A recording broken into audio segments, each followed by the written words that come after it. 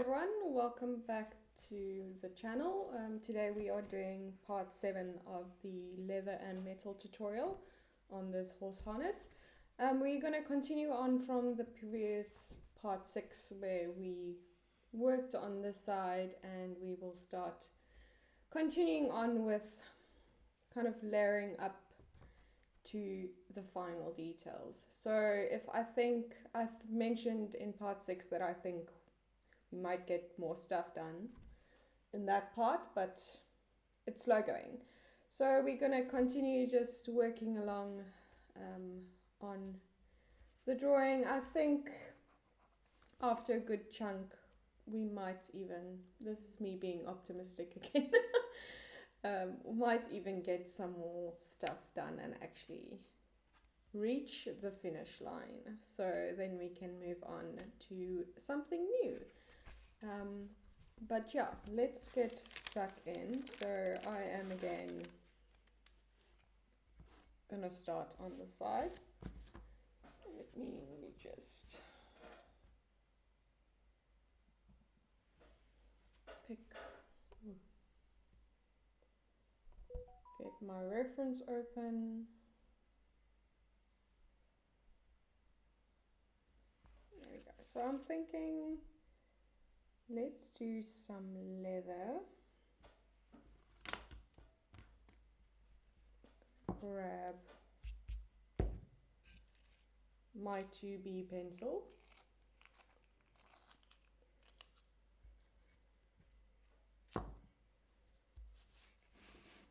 Let's start on the side.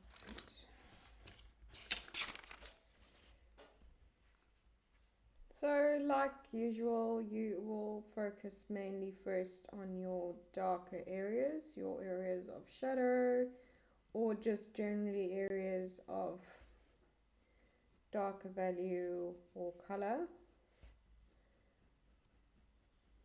And we will just start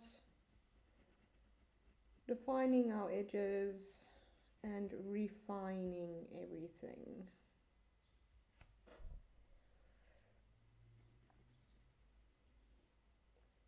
So here obviously we've got quite a bit of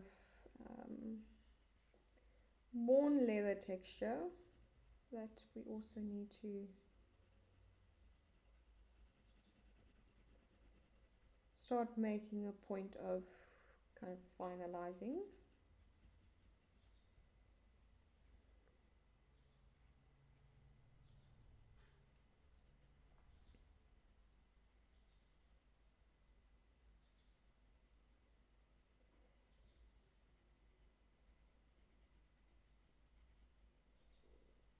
So I'm just using this 2B with light pressure first. We will clean up all the kind of more nitty-gritty smaller details with the mono eraser as we go along. But for now we just want to get that base value correct.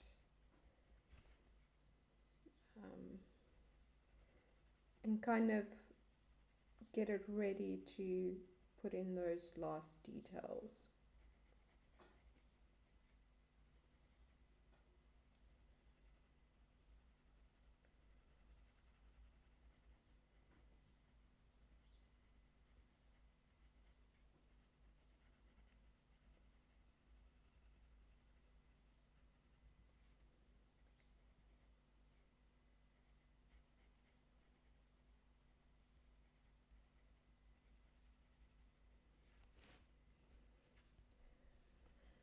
So as I mentioned when we actually did the initial layers for this piece of leather, is I'm not focusing too much on the correct placement of these cracks and weathering.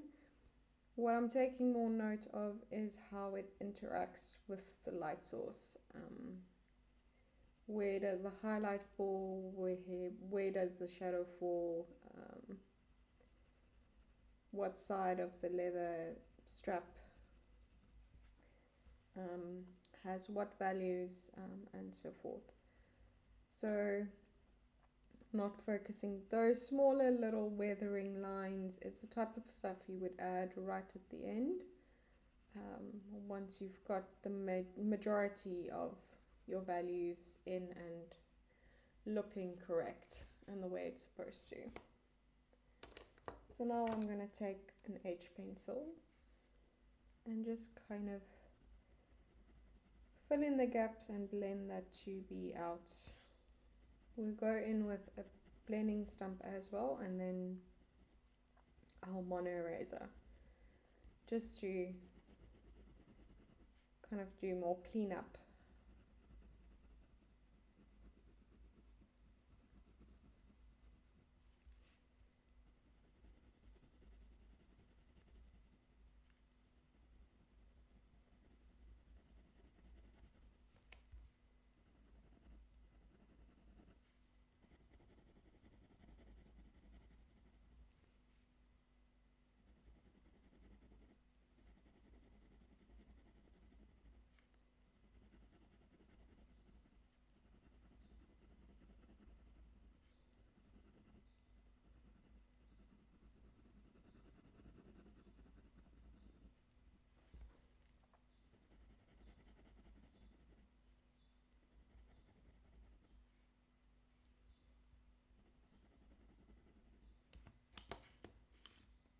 I'm just going to take a blending stump and also just blend out the area.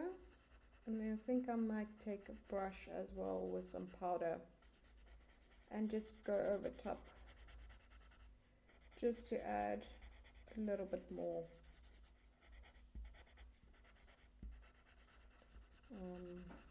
not necessarily depth, but just an extra little layer.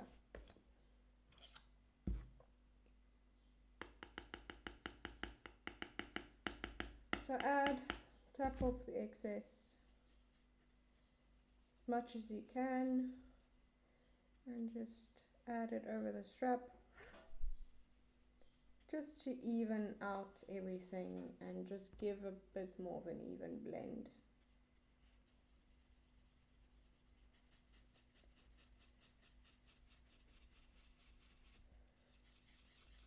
And I sometimes just take the excess in the surrounding areas, just to really get rid of all the powder.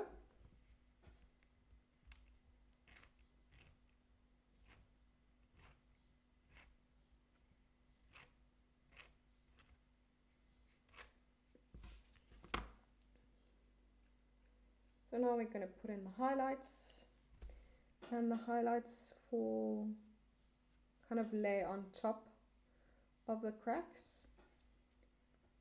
So we're going to just kind of start adding that in. And this is also not a continuous line, so I'm not going to pull a straight line through. It's also same on the side.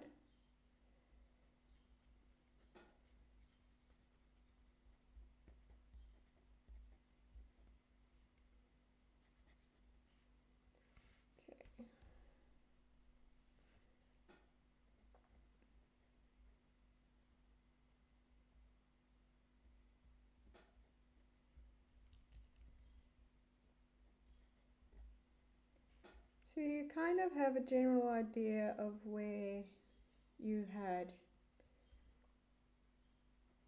kind of added some of your weathering lines. You'll still be able to see them with the work we just did. So it should be easy for you to just add in back those little lines of highlights.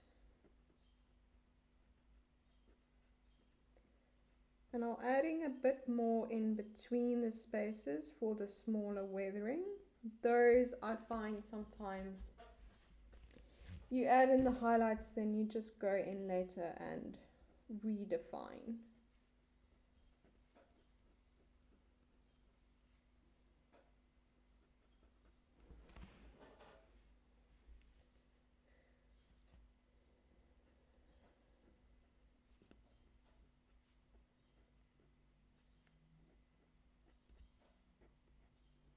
And if you just follow that general rule that the reference displays with the light source, then you should be able to easily put together this type of texture. It's definitely one of the easiest compared to the rest of the drawing. So now this is my F pencil, and I'm going to kind of start to build up that value and that detail and everything. I'm going to keep the mono eraser close. We will be going in later just for final touches with a darker B pencil. Probably not something as deep as a 7B, maybe 4B should work just fine, because this isn't very harsh kind of shadows or lines that we're dealing with here.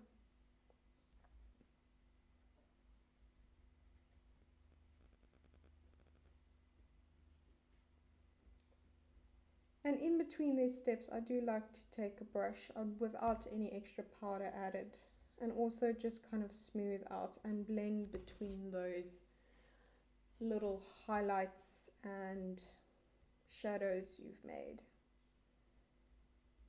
Then you don't have to take something as a bit more aggressive as a blending stump to that area, and you can just give us a softer blend.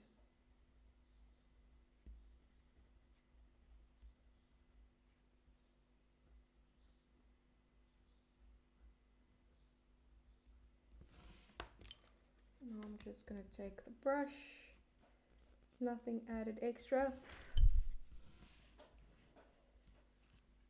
and you can see it's just slowly building up. You can even, I'm going to take this is kind of also where I'd bring in the kneaded eraser. Once you've got in kind of the textures and the deeper values, just to bring back a bit of life to the actual larger object, the overall light, just to also add that back in. So an object will have, like this is a very good example. It has, because of the texture, it will have light and dark areas. So for that specific texture, it will have shadows and highlights to kind of show the texture. But then you have to remember the object itself is still interacting with the light source and has an overall kind of highlight and shadow. And that's where I like to use the kneaded eraser, just to kind of take away ever so slightly in certain areas, and also the brush with a bit of powder to add a bit more on others, just to show that difference. Because I do sometimes think people, when they start out, they think once they've got the texture looking correct, then that's fine. But you still need to, it's an object that interacts, it's got a shape.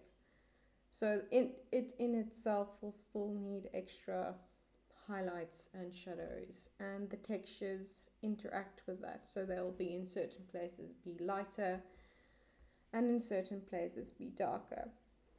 And generally this will not be a very big difference. It will sometimes be very slight difference. In this case, with this object, it's fully in the light source, so it's not as pronounced, but it still kind of is there because the object does have a shape. So I just added some powder ever so slightly, and now I'm just going to take my little kneaded eraser, just add in a little bit of light. So you can see it just gives it a different dimension. You'll still be able to see all the work you did. it very similarly behaves to the brush in it. You can add very, very little and take away very, very little. Okay, so I'm going to move on.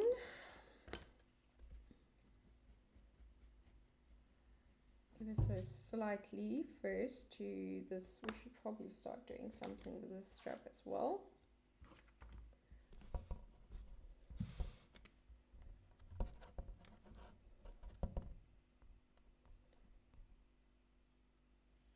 So this is, let me just check. I'm first going to add in the highlights for, let's first do that, yes. Sometimes I do reverse it and go with the light first and reinforce the highlights before I go in with what I generally do, which is go for my darker areas first. But I want to add some difference to the actual metal surrounding this leather strap so that I can really have something to reference. And sometimes you do need to switch it up just to keep it interesting, you know. I'm going to do the same with the light source in the leather. So this is nice and highlighted. Obviously this isn't as bright as that, but there is still a wash of grey. So it's not completely white paper. I do prefer that when my highlights are still a very subtle shade of grey. This excludes your very, very small highlights, like for instance the highlights in the eye, or around the eye, or the very, very slight little highlights in the metal. That I don't mind really scrubbing out the pencil, but for these larger highlights I like it to still have a slight tint of grey. So this is my 2B pencil. So we're going to go back to our normal way of doing things. And for this metal clasp is very much in the light source. So I'm going to try and fill in the gaps and what's the word? And get rid of some of the exposure myself, because I don't like the too overexposed look in my drawings itself. So I do tend to at least try to fill in the gaps. Sometimes if you need a little extra help, you can use additional references. But since you've got so many metal pieces already in this drawing, you already know how the rest of the metal interacts with this light source. So you can kind of just draw off of what we did for everything else to kind of understand how it will interact with the light source, which becomes very useful when you don't need to go looking for anything else. For something like this, you don't need generally it to be in the correct orientation. You just need to know how it basically just interacts. Because I've been around this type of stuff for almost 20 years. I kind of already, and I've drawn it so much, I kind of already know what's what, basically. So this leather, in comparison to any of the other leather, is very smooth. It's obviously a different color, but it's very smooth. It's not very weathered. You can see some leather detailing more at the top here. I generally don't add that type of leather detailing, because if you don't know how to do it subtly, especially in a smaller area, I think it just detracts from the whole thing. So this is small enough where I can just keep it smooth and have some values. I think the values will pull it through. If this was larger, then you can absolutely pay more attention to the actual leather, smooth leather texture. But this is small enough where it's not really necessary. You can maybe in some areas where you feel like if you want to give it a try, and see kind of where you're at with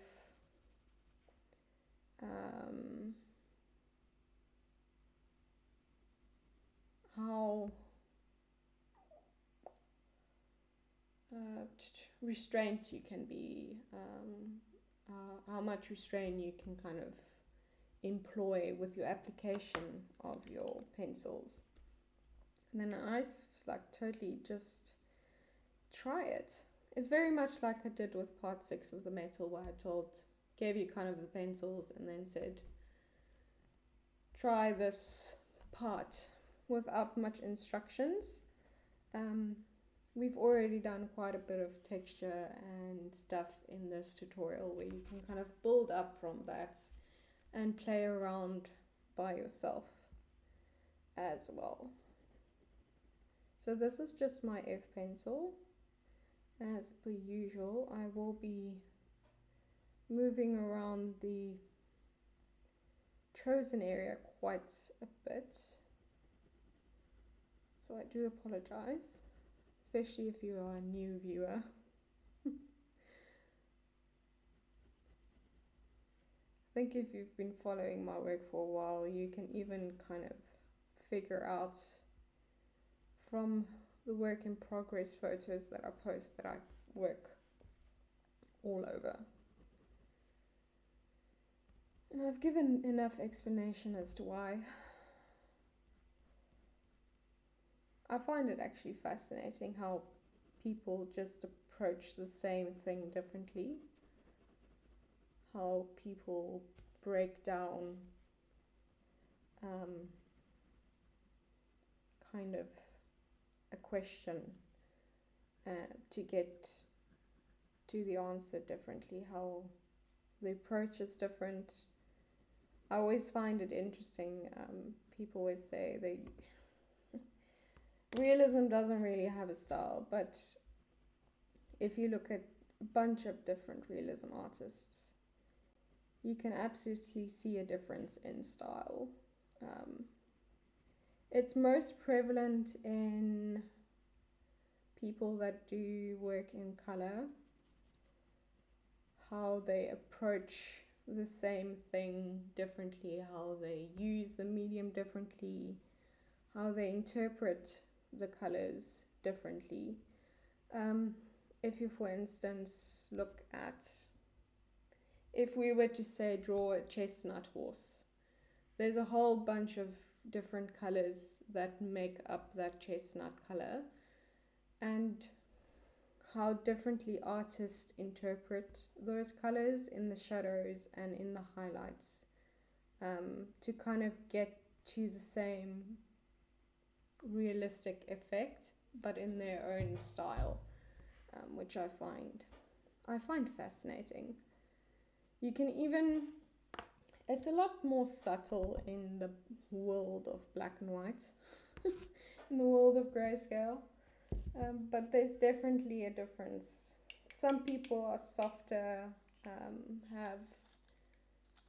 you can see the contrast and the highlight, but they are a lot more subtle in their application to get to that. Whereas other people like the very heavy contrast, utilize the white of the paper and the really, really dark pencils. So they'll use maybe a more mixed graphite pencil to get the really blacks. And then you get those kind of in-betweens, which I find fascinating, really. So it's always fun to see people draw the same thing and then it look completely different. Completely different. And even painters, I mean, they'll mix their colors differently, and then it will be subtle, just hue differences to create. Some people will maybe use a color in their shadows, or others won't. It will be more black orientated. It's fascinating. I quite enjoy it. So I do want people to, when they do the tutorials, to kind of also implement their own style.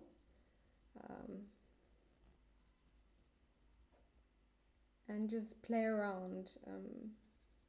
If you're new, it does take a while to figure out how you like to interpret your references and put your chosen medium to paper. So it does take a little bit of time. And then it does help to kind of follow people that has your desired look. Which I think is, you need a variety. You need to follow the people that you kind of want to emulate and draw inspiration from, and kind of be like, yeah, that's where I see my art going. That's the type of skill I want to achieve. And then obviously we need to support every other type of artist as well, because I've kind of realized that I draw from people that have different styles.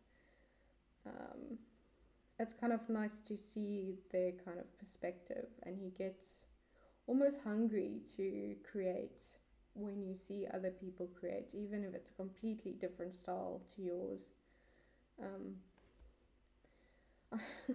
When I have art block, I know it's coming to an end when I become very very obsessed with watching art content and just get so inspired. Then I know, I'm like, okay, the end is near. The light is at the end of the tunnel with this one. So I've always find it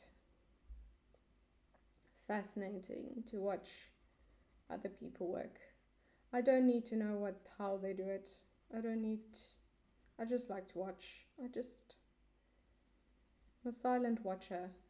And you kind of just pick up inspiration. You maybe see them approach a subject in a way that you maybe want to explore yourself, or a different perspective on a subject you maybe draw often. There's an artist I follow, Carla Grace. She's doing a line painting from top down, where the lines are all lying under a tree. And I find that a very fascinating perspective on a widely popular subject. And that's kind of where I want to go as well with my art, is for larger pieces. Obviously, I'm doing pieces now that's just one reference, but that's just me now kind of dipping my toes into a different subject matter at a different scale. And then once I become comfortable with that, then I want to move on kind of towards that area of art. Like what she does with kind of puzzling a bunch of different references together. The same with Fabriano Drawing he's also an essay artist, South African artist. And I really enjoy kind of their takes on art, but I still need to kind of practice the scale and the different subject matter to get to that point. Yeah, because I think if I dove head first in now, I probably won't approach it correctly and won't know how to correctly piece everything together and know how to fit how these new type of textures and objects interacts with light, or how their details kind of meld together.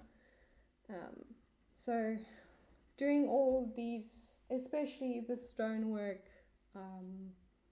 and the foliage with the lions and the Trevi fountain and the Greek statues. That's kind of practice pieces for a larger project that's been on my mind for years now.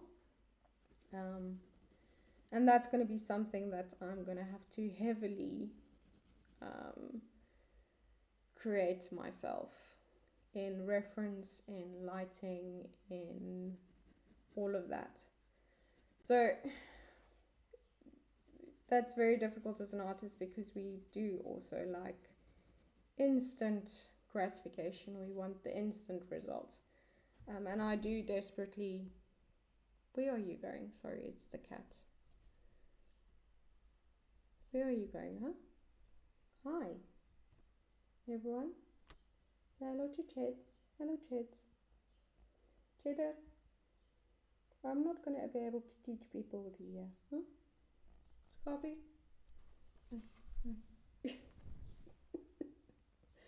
Let's enjoy the cats. Let's enjoy the kitty first. Yeah.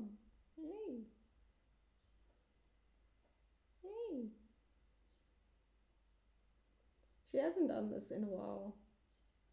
But apparently today she's like, I need more attention, please, Mum. Like, I'm here 6 days a week. We in each other's company 24/7. Well, except on Mondays. Yes, except on Mondays.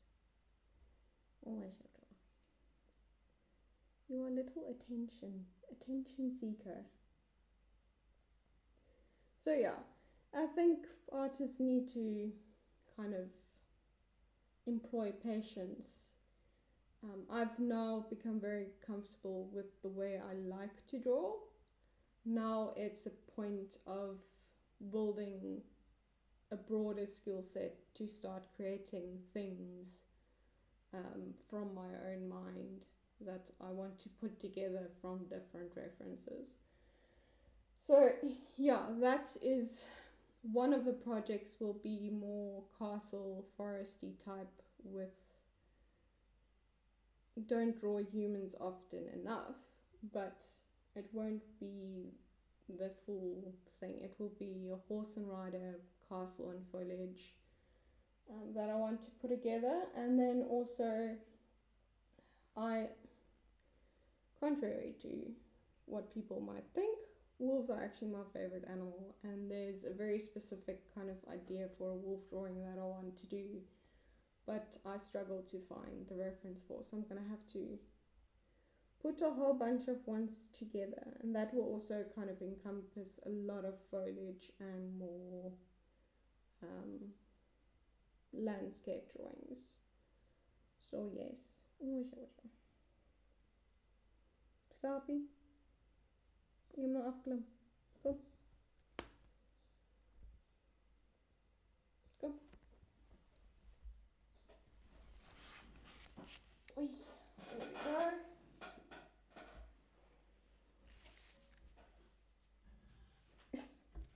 She sometimes tries for a second attempt, so she might be back. Where was I? We were here at the top. So yeah, it takes some time and patience to develop the style and then to develop the kind of artistic voice, if you want to put it that way. And I want to also preface this by saying is that you don't need to. If you don't want to create stuff from your own mind, then you don't have to. If you don't have that desire to kind of map out or puzzle together a whole bunch of references to create something of your own, then you don't need to do that. Just because a whole bunch of other artists are doing it doesn't mean you have to. If you want to continue creating, if you love creating commissioned work and you've got one reference and then maybe just a bunch of supporting references of the same subject, then that's also completely fine. That's how you want to draw, that's how you want to create. You don't need to do like other people do. There's no need. If you feel comfortable knowing exactly the light source, the pose, how this is how for this reference, this is how you're going to draw it, then that is completely fine. Some people don't want the extra effort or the extra kind of mental challenge of having to figure things out or juggle a bunch of references. You just kind of want to keep it simple and easy, and that's completely fine. I mean, that's how you want to spend a significant amount of time of your life on something. You're gonna have to do it the way you enjoy doing it. This is just an F pencil, so yeah, but that's kind of, I have ideas for grander drawings that I will need to kind of create myself, and maybe if I'm lucky be able to start traveling to take my own references, but that's everything in the future.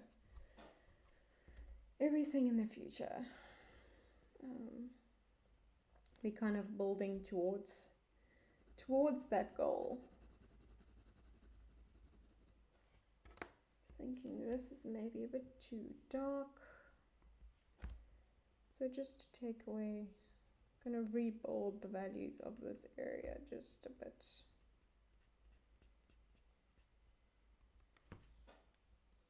So if yours weren't as dark as mine, you obviously don't need to do that.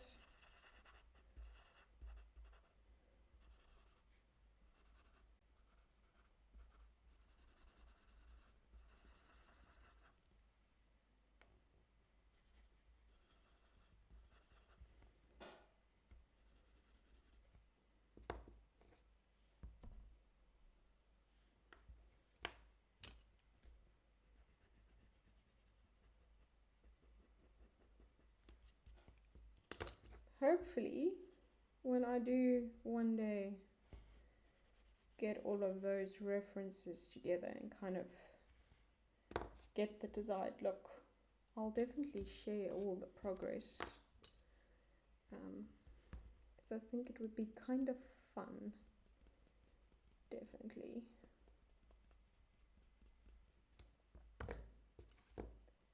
So just taking away a bit more depth.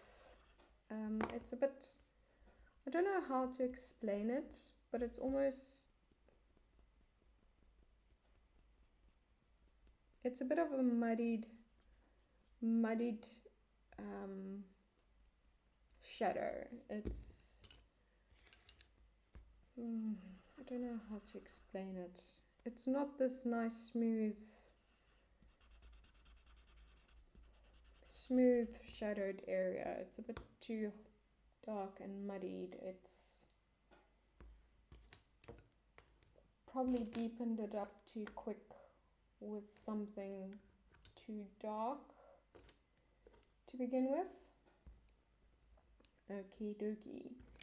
So now that I've got that done, I'm going to take an HB pencil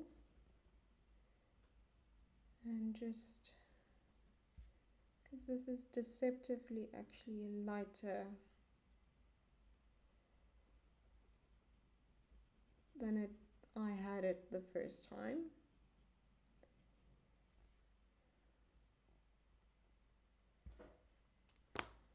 And it's actually, I think, lighter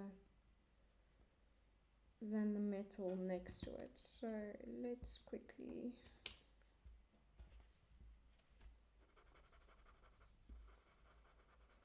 So this does happen where you start adding in the surrounding areas and then you start to notice that something isn't really the way it's supposed to be, and that's kind of just part and parcel of this whole thing.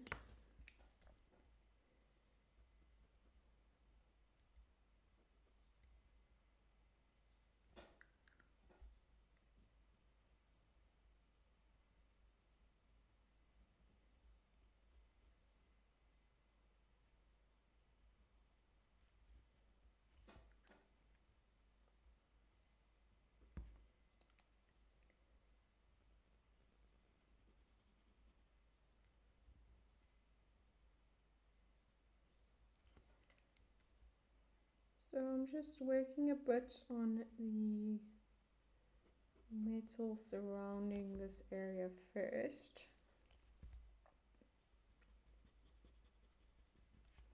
Just to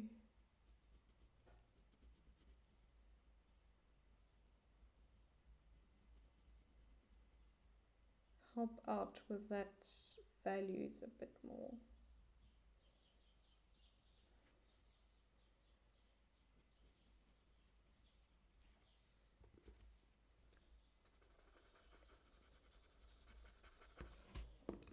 So here we're going to have to kind of juggle using our little highlights and little lines to just show different areas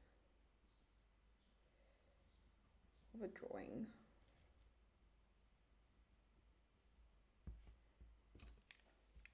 So I'm just keeping my mono eraser close. And this does take a little bit of back and forth, removing, adding till you get it right. Unfortunately, so it does sometimes, with certain areas it's a lot quicker than others. You've figured it out a lot quicker, but sometimes it just takes a bit more time.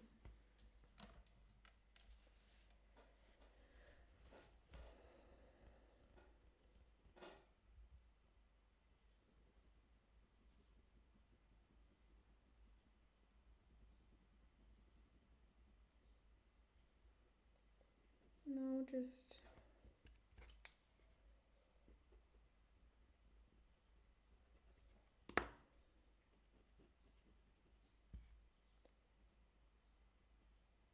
cleaning up, just continuously just check your shapes.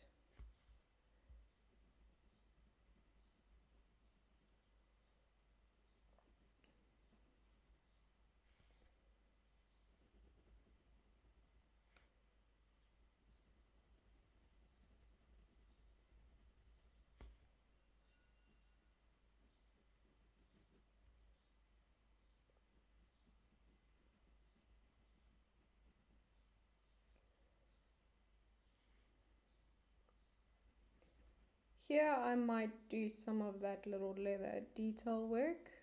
You see those little dots in the strap here in the highlight. Just for some kind of interest.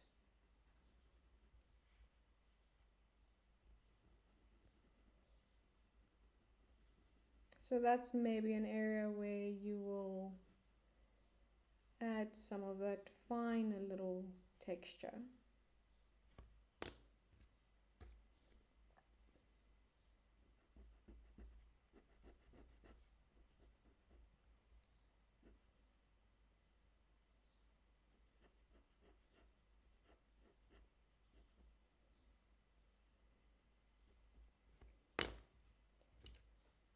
So just sometimes very lightly just add kind of an outline to your work. Same as what you did over here with these straps.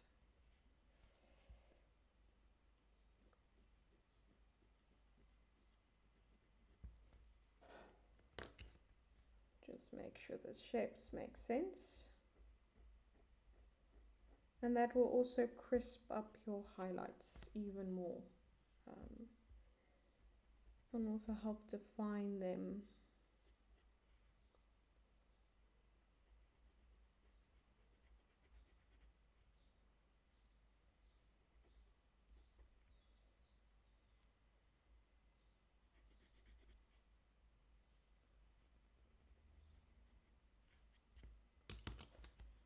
I'm just going to take the kneaded eraser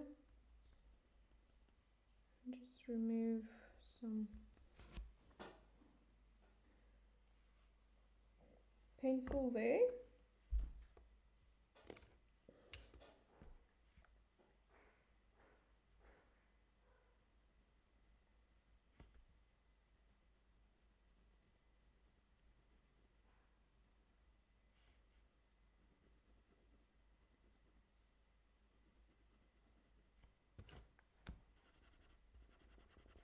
And just blend out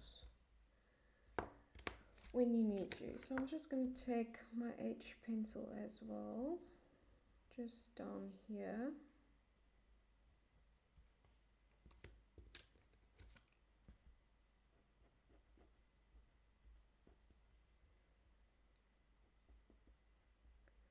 Same as what I mentioned in part 6 down with this bell and the little slight, very slight little sliver of highlight.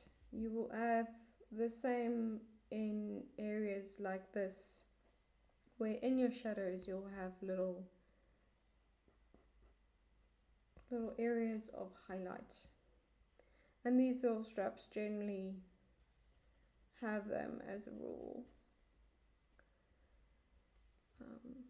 So it's always kind of something to take note of, that it will be there most of the time. Same in here, you'll have a little, it catches, the light catches the ridge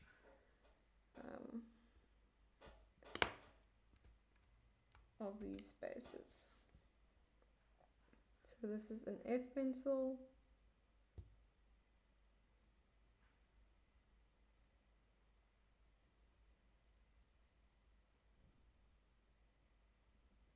You just continue building up the very subtle values in the strap.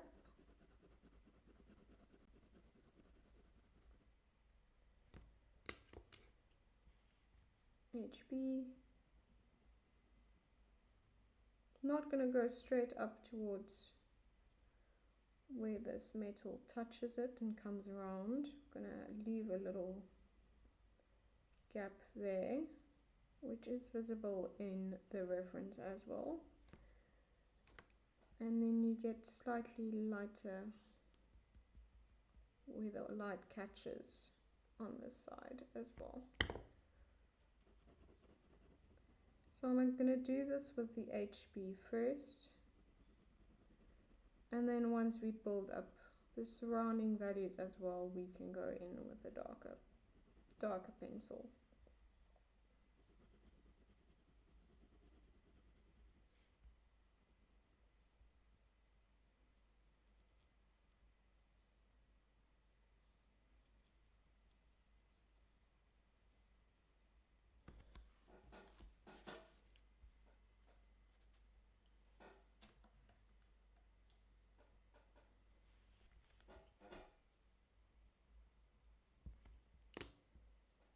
So I'm just going to take a 4B,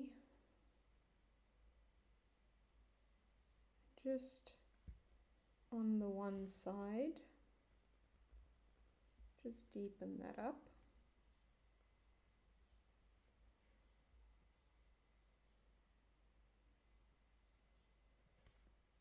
And also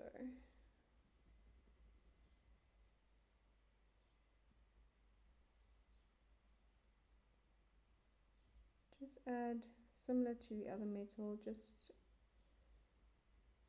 pick a darker shadow and add a little bit of depth with this 4B. very light pressure as well. Take your F pencil, we're going to just add in the shadows here. Light pressure, and just use circular motions to add that in. And define that with a little outline. And then go in with your H pencil just to around it.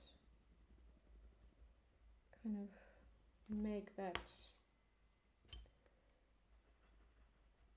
line disappear.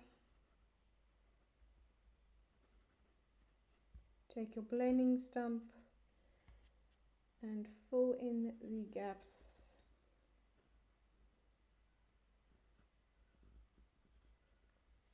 just to add some more interest in this area.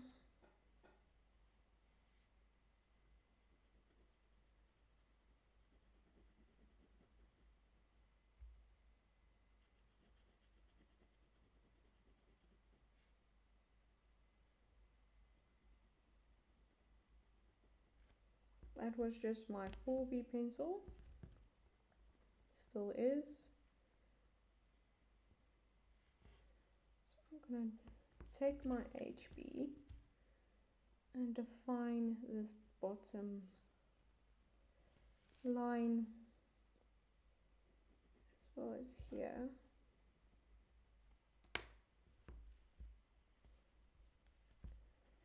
Blend that out.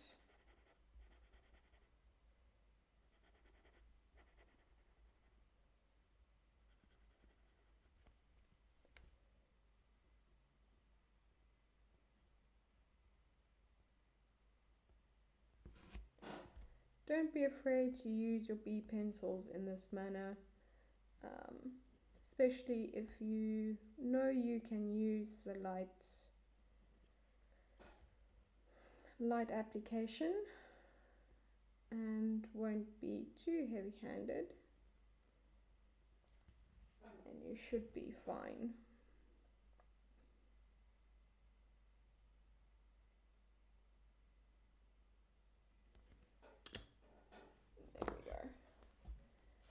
Now I'm going to take my mono eraser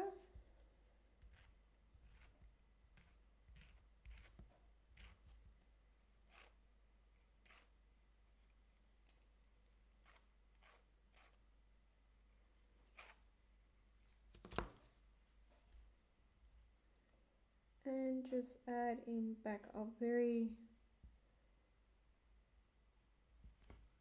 kind of more defining highlights. So you'll see them in the shadowed areas, along the edges, and absolutely include them in those places because they further define the shape of the object.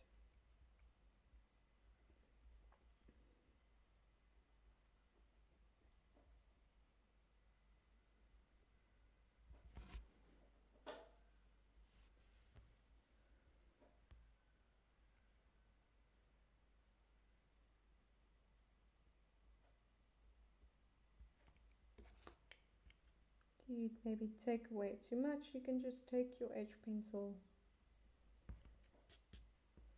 and just add it back in.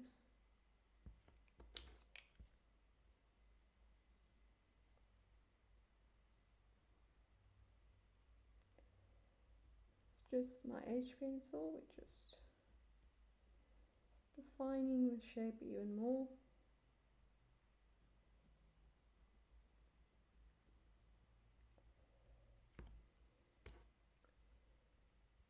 Okay.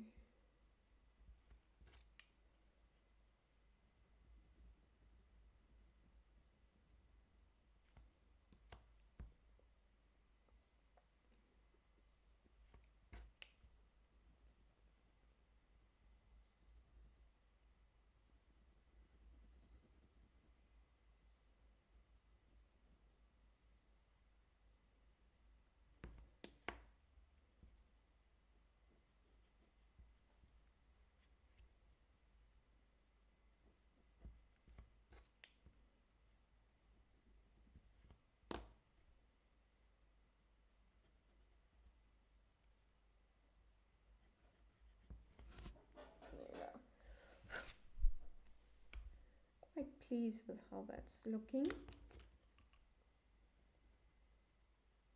It's just an HB pencil.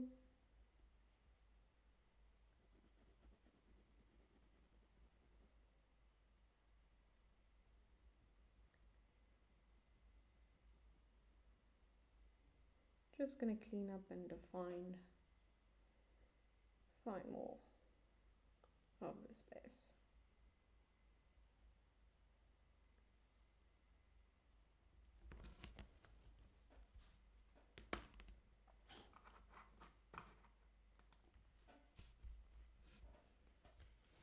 Okay, so now I'm going to work a bit in the surrounding area around here. We've got some more depth to add. So this is a 4B pencil. And we're just going to start kind of radiating out and defining areas surrounding this space.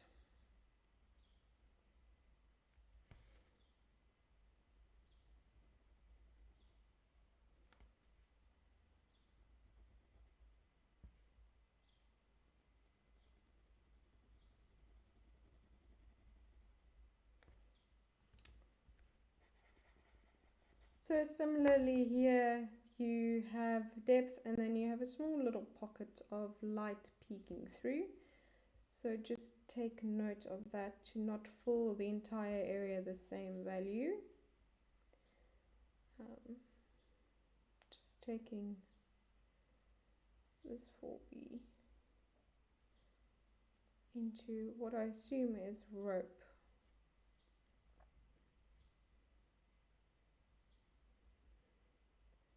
That's a little leather strap.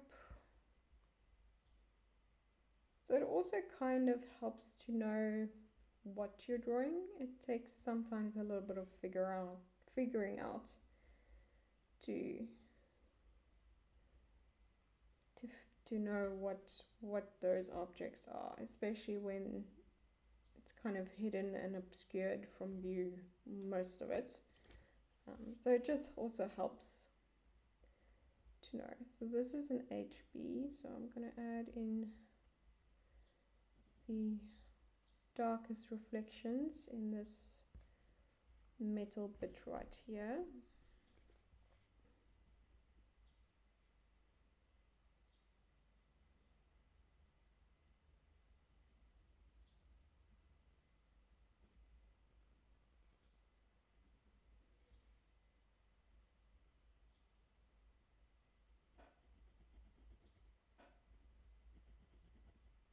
Being quite deliberate with the shape and also using a lot more pressure. There you go. Back here as well. So once I've got that in, I will be able to use a darker B pencil and just, trace over it basically to add the depth. In this one I'm just being a bit more soft with the pressure and the application.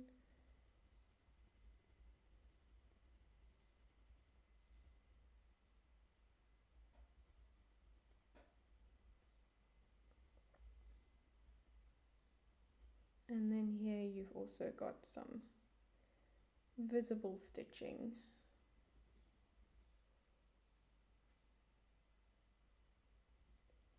Gonna do the same in this one.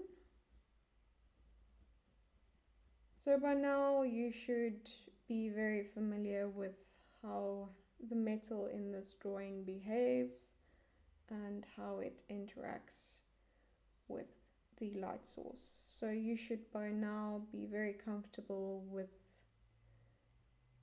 that specific texture and how it behaves basically in this drawing. mono eraser now, just first, and then we're going to go in with a darker pencil.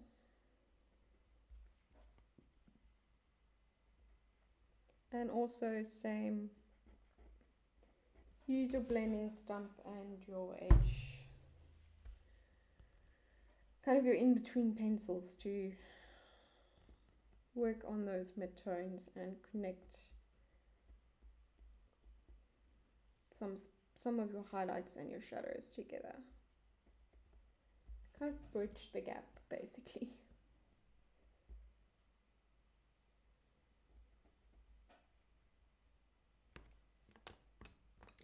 Okay, so I'm gonna take, actually, let's go 7B.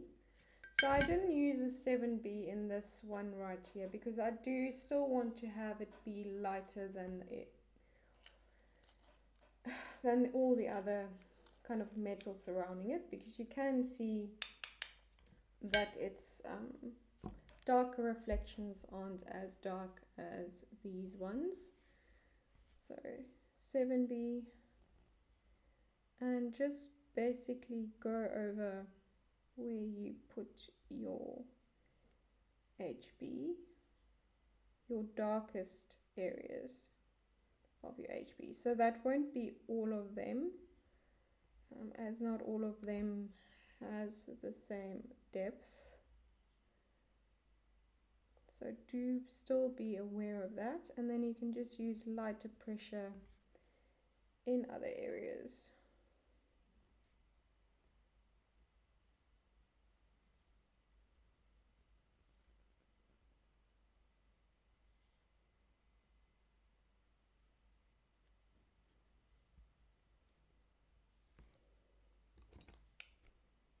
Just keep your mono eraser close. If you need to take away more. Blending stump.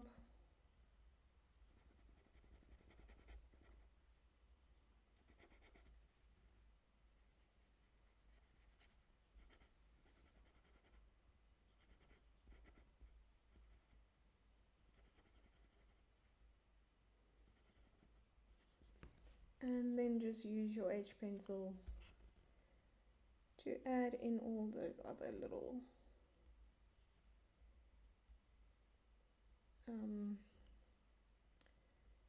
little bits of reflections and interest in the metal. Same here. Obviously you won't be able to add everything, but we've already kind of made our peace with that.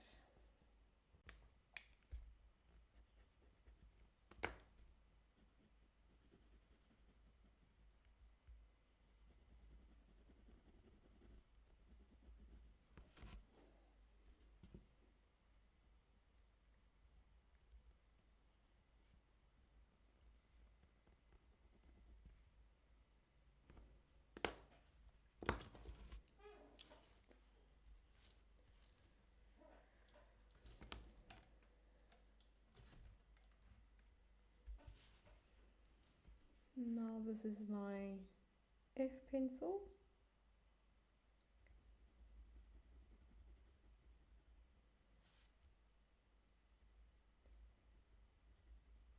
Just gonna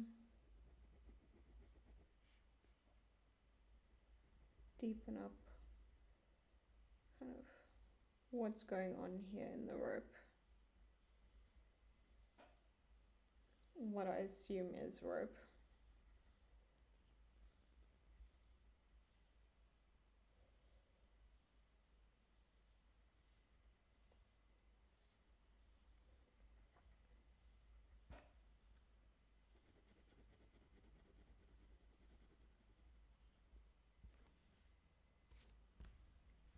And just blending stump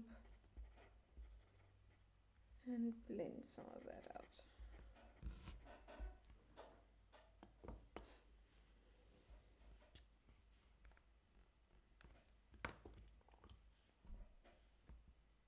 mono eraser here because you can see there's a slight highlight on the side. And quickly just take the opportunity, clean up the stitching.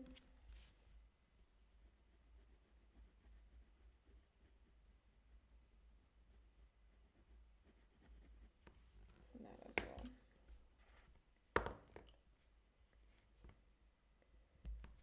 I take my kneaded eraser and lighten up this wood area.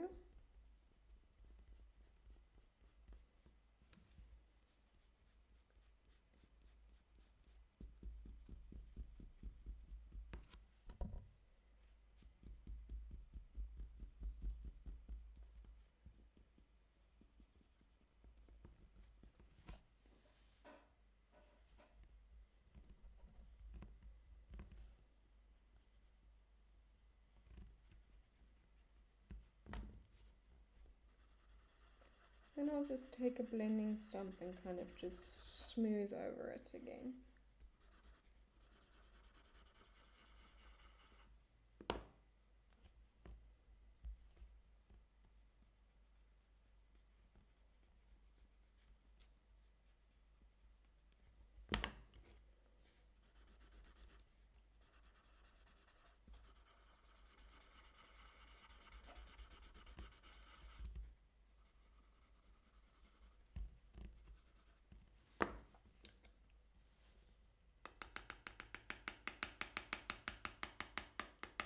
I'm going to take some powder on a brush and not going down where we just worked.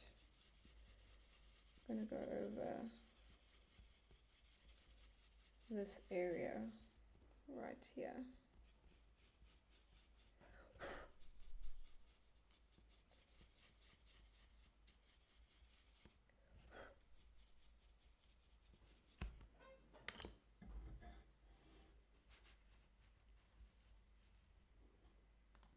Okay, so now that we've added a layer of powder, I'm going to go,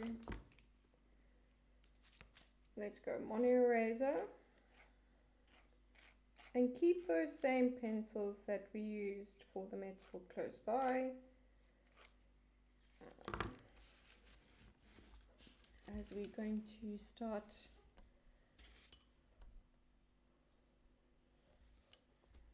kind of working on that. So let's start down here.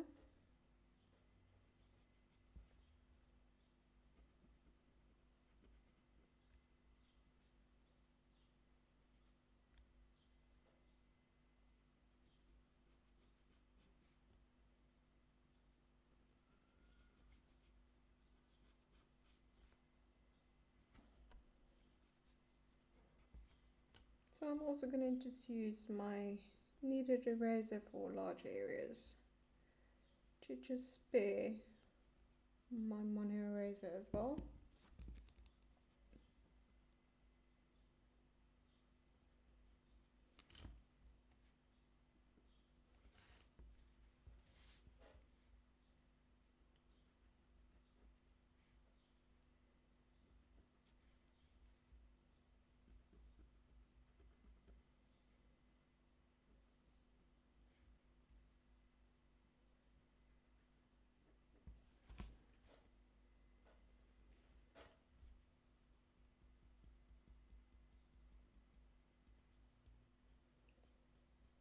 So when you do erase and take away areas, just make sure, as you do with the pencils, to just do it in the correct shape and orientation, just so that you just make less work for yourself down the road when you need to use the pencils and clean everything up again.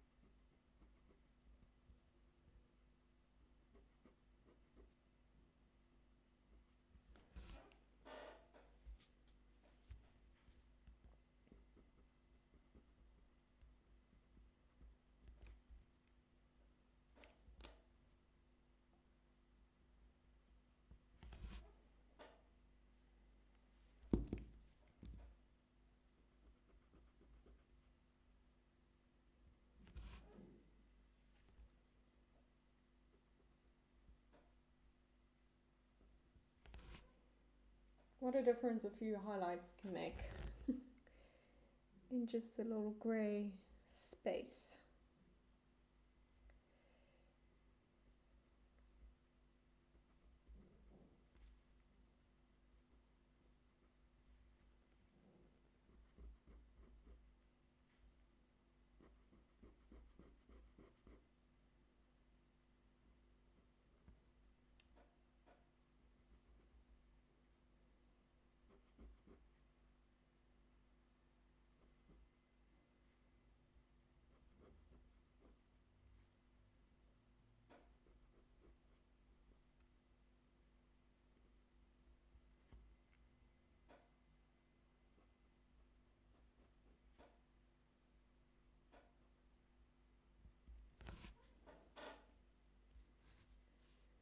And already this is not looking as jumbled as a mess. It's got some definition and shape to it. And we can already see kind of a bit more life in these areas just by adding in those initial marks, a wash of powder, and then some highlights perfectly placed. So the highlights that I'm choosing to include are the ones that define the shape and are kind of the most obvious.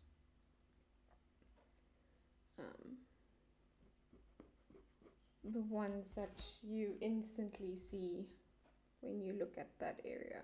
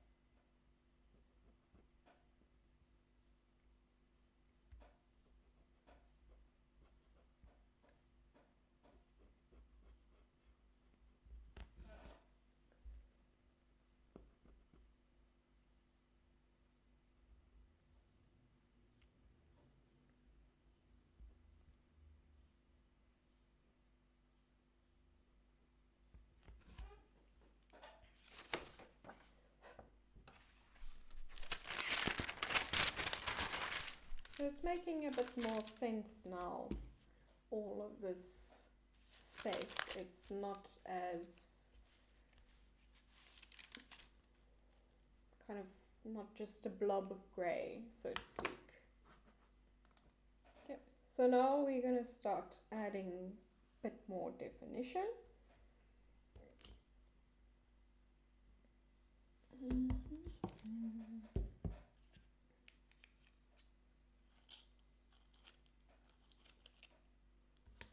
And just sharpen up a few pencils.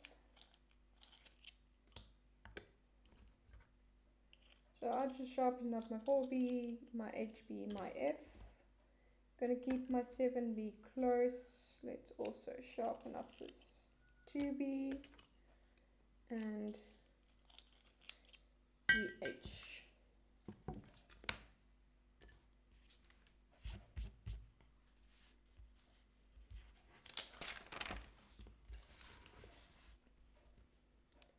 So I've got my 4B here. So actually before I do that,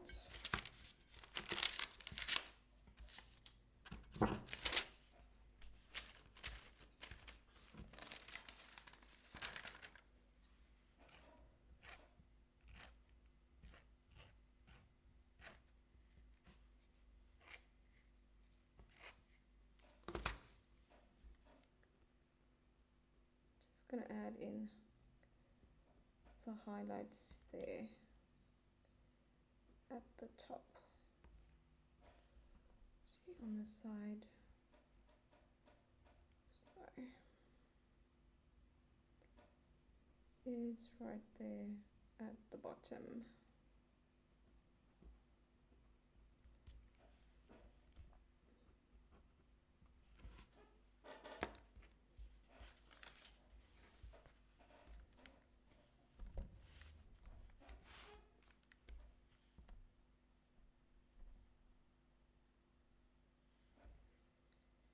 So back in with my 4B pencil.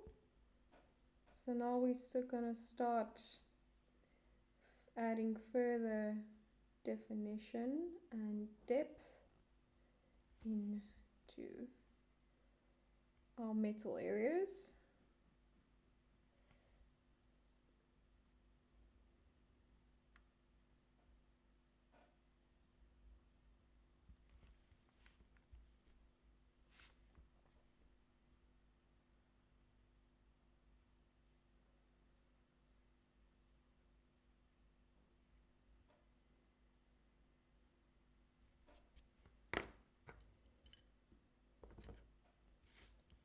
My H pencil.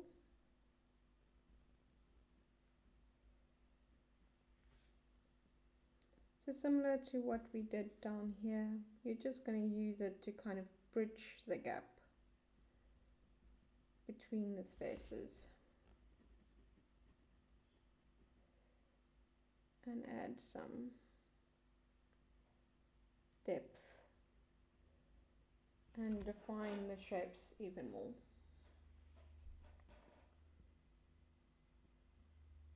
There's a lot going on in these tiny little areas.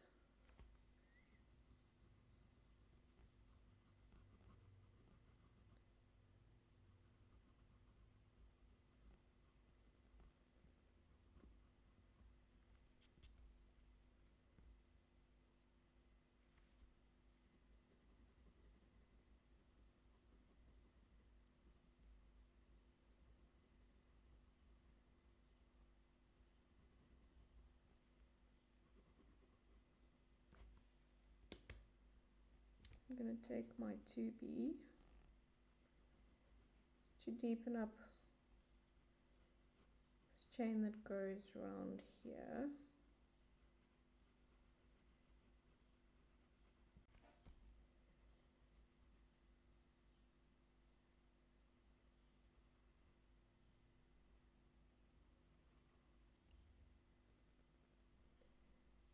And also add some depth in the one below it.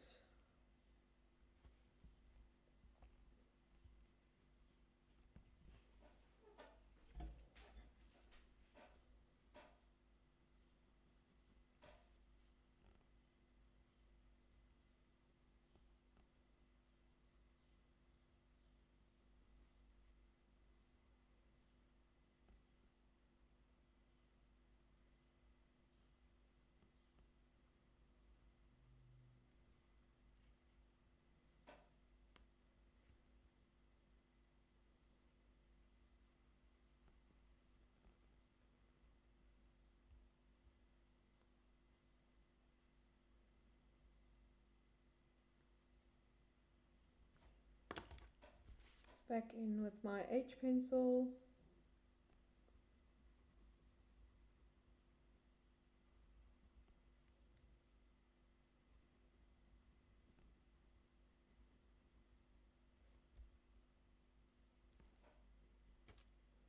And just 4B to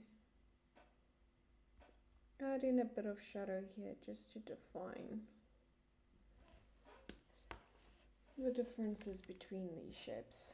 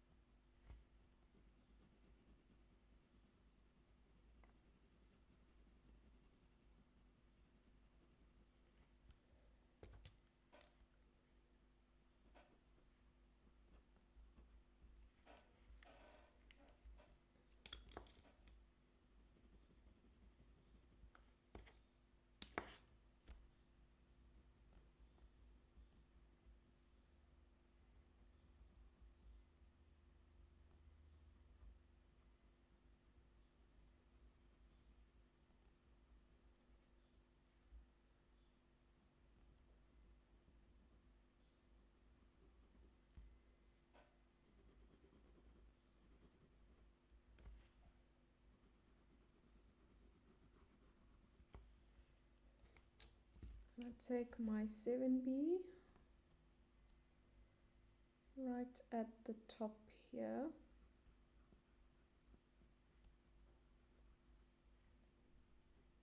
Add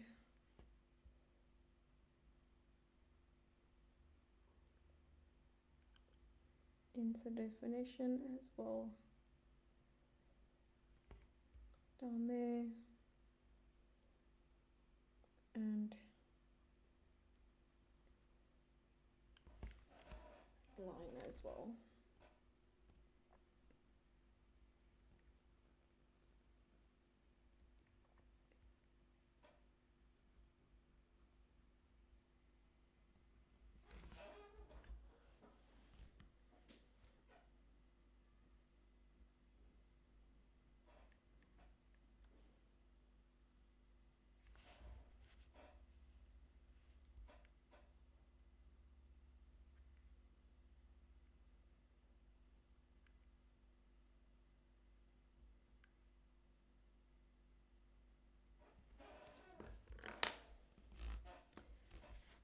Back in with my H pencil.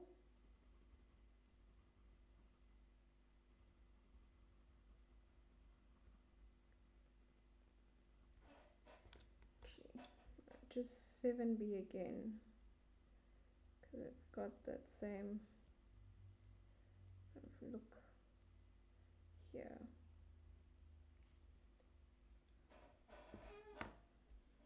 there we go. Now this is my H pencil again,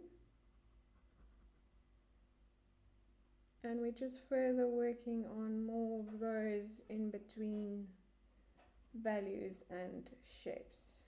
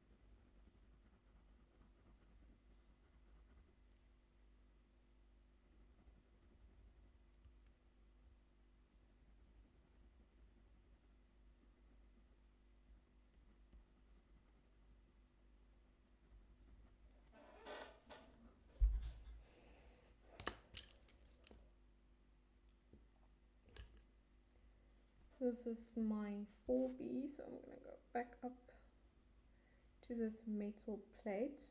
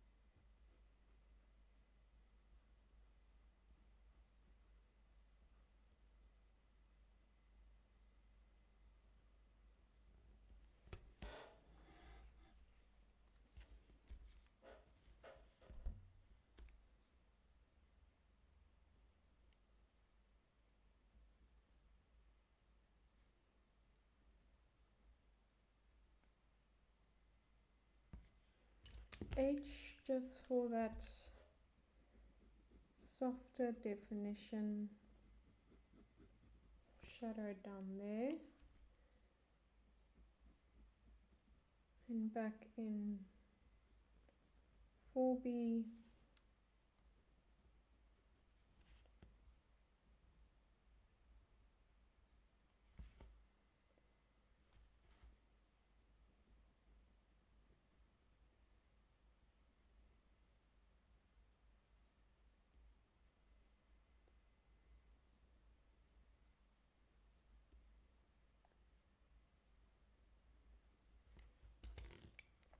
just going to take my mono eraser and add in highlights there.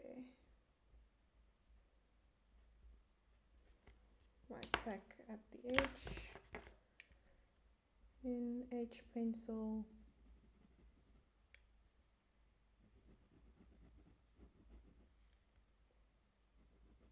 to just define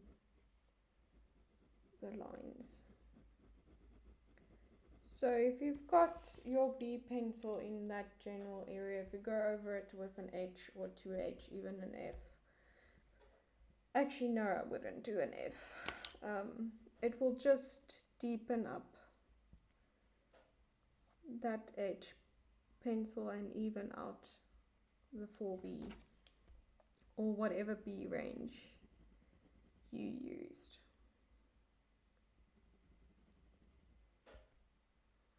This is my H pencil again.